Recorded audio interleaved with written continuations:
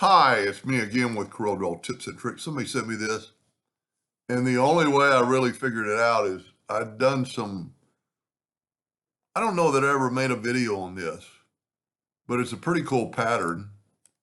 And this is what you start out with.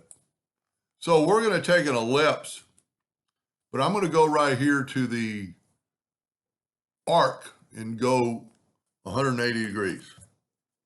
I'm going to go ahead and put P, put it at center page, which really doesn't matter in this case.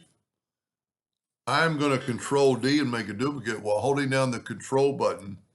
I'm going to get right there, and then I'm going to double click and put the rotation in there, and I'm going to rotate it a negative 60 degrees.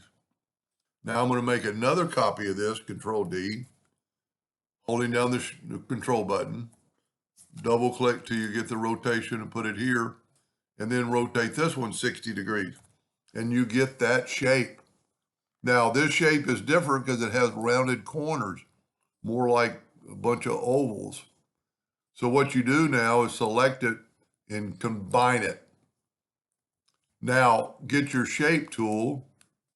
And I normally don't ever, these are two different nodes, even though it's combined. I normally don't use this. I normally do the Docker, but in this case, it's so quick and they're so touching that you can use this join two nodes.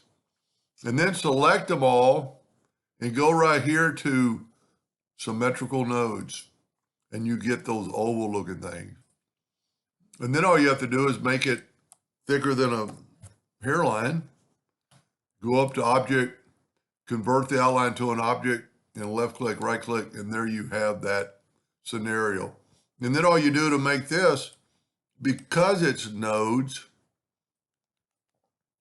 you can pretty easily snap to it. And we're going to take and Control D and make a duplicate, and then holding down the Control button, and see it's just a little, and if you will grab this right there on that node and hold down the Control button, it'll lock in there. Then do the same thing, Control G, Control D, and this time you can actually grab it right there with that node, and if you hold down the Control button, you can't get offline. Now, I didn't do that right, but if you hold down the Control button and have it snap, well, you know what? When you mess up, start over, Control D. I hit Control S. Control D, grab that node and hold down the Control button and then snap it to there. And if you do it, then you can just Control D again and again. And you can make as many of those you want. He just sent me this one, but let's go a little further. Control D, Control G to group it, Control D to duplicate. And I don't know really which way you'd want to go. Would you want to go like this and make a pattern? And maybe that's why he sent it like this, so you'd have that, it's a different like look. But you could just take these and keep controlling down and get this pattern repetitively. But that's a pretty cool pattern and really pretty easy to make. Then all you have to do to take this is just select it all. Well, I see I grouped it together. Ungroup it, and then the weld key comes up, and then it's going to weld those lines, and then you could turn it. Well, you know, you can't really do that. You have to take the Smart Fill tool, and let's use a red, and you get that pattern. Now, always when you use a Smart Fill, the lines are still there, but if you move it out of the way, you won't have the lines.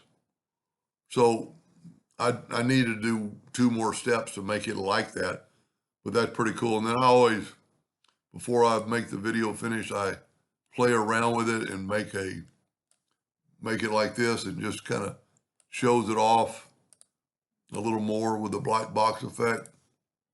Object, order, back a page. Anyway, pretty cool pattern. I really like it when somebody sends me something like this.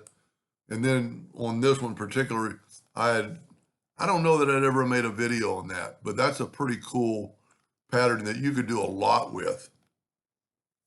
Anyway, hope that helped them and somebody in the future, and thank you for watching.